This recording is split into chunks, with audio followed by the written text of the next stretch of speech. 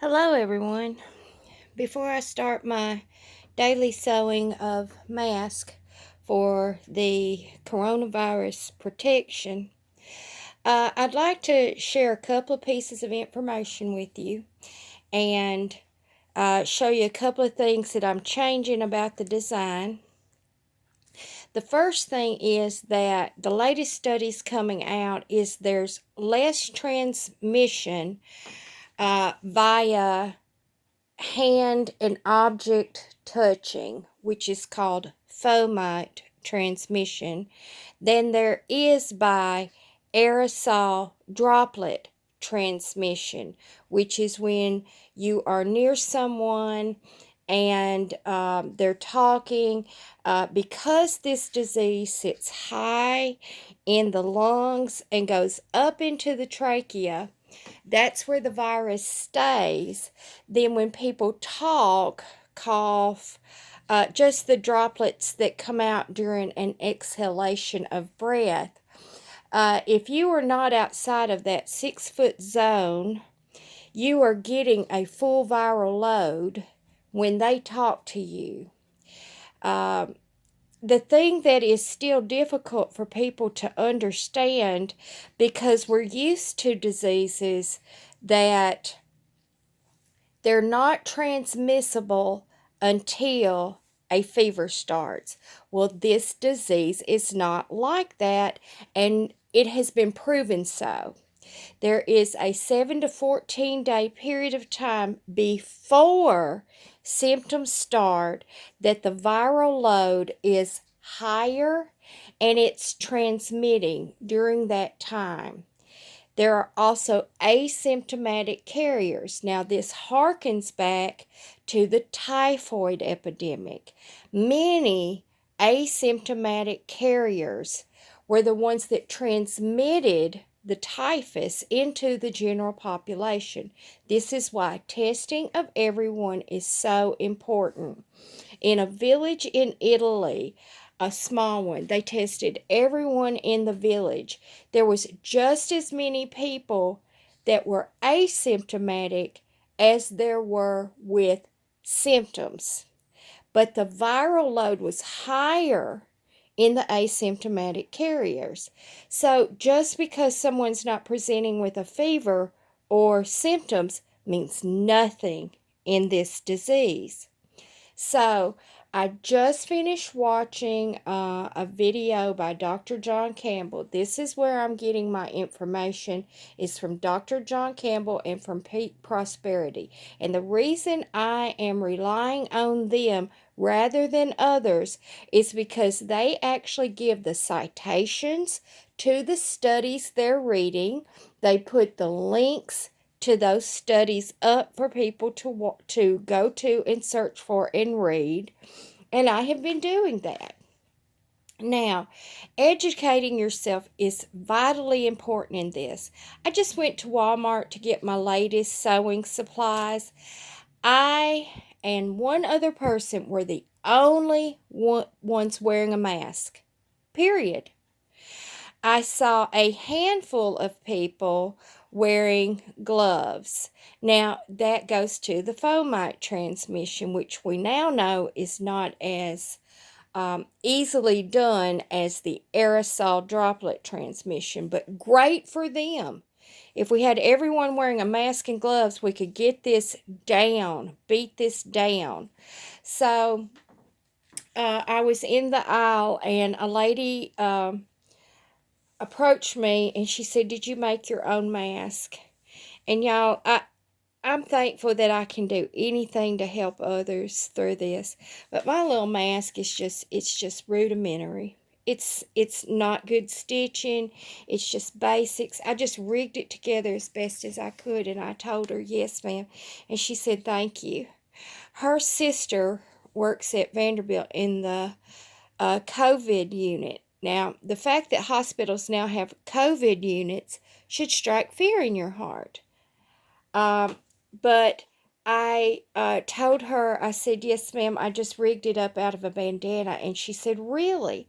And so we started talking about the Million Mask Challenge and people who can sew, making cloth masks as good as they can to send to hospitals, because these people that are fighting this disease on the front lines are being infected and dying because they do not have anything. They have nothing. This is like sending a soldier into battle with no gun and no weapons. This is like sending a fireman into a burning building with no protective gear. So she said that her other sister, and her mother are making those masks, the ones that I have posted a video on my Facebook page. It is the ones that, let me see here. It is the ones that are more like this. Now, this was a fairly cheap one, and this is the one I'm going to be using later on to get that curve, and I'm going to try to improve my sewing skills and do masks like this. But the ones that they're doing has interfacing, which is a type of material that's very tightly woven. It has a pocket in it to insert extra layers of cloth, gauze, or some other protectant. So there'll be a pouch in here, and the pipe cleaners that will go all the way around the edge of the mask, so that these doctors and nurses and medical technicians can fit this closely to their faces. And they're making a box a day to send. And I think that's just wonderful. And so I showed her, because I went to pick up more bandanas, and you just can't find them anywhere. But I showed her how my little basic pattern was, of a square and then folded over in a twist tie like this. Well, here's a dinner napkin that I'm practicing with. A dinner napkin with this put up under and folded over, and I'm doing a better seam closure down here on the ends, and I'm trying to make it longer to fit just right up close to the ears. And I did get me some of these pipe cleaners so that I could put it up in here and sew it and make it tighter fitting, so that you can press it next to your face. And then I got this low loft polyfill. Now this is what we call quilt batting, and right there. And this one is a lightweight. It's very thin, so I'm going to cut out little squares of filters so that people can put them inside of whatever little mask they have. A lot of people are rigging these up. The supplies are dwindling in the stores, which tells me that people are taking the initiative to make whatever they can to protect themselves, and that just pleases me greatly. So I wanted to show you that I am trying to improve these. And now today I'm sitting down to make masks. I've got two for neighbors down the road. She gave me bandanas herself. She said she had extra, and so she gave them to me. So I'm going to make theirs, and then I'm using the white men's handkerchiefs. Now, the information that I've read, that the closer the weave of the fabric, the better. And then the more layers, the better.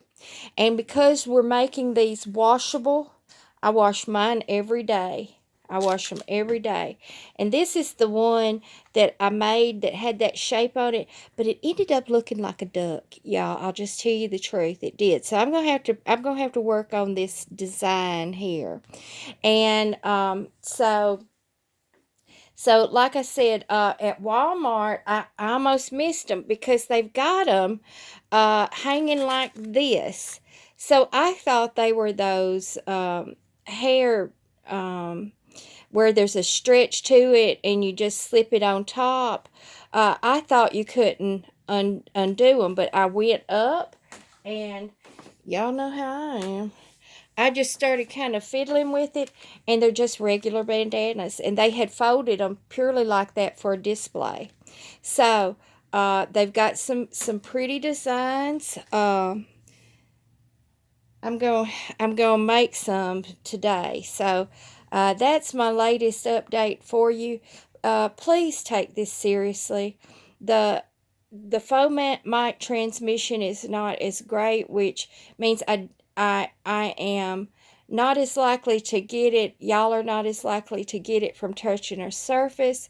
But if you were to, because oh my God, I was standing in Walmart looking at my escape route because people were just clustered together. Oh, hey, how y'all doing? I hadn't seen you in so long.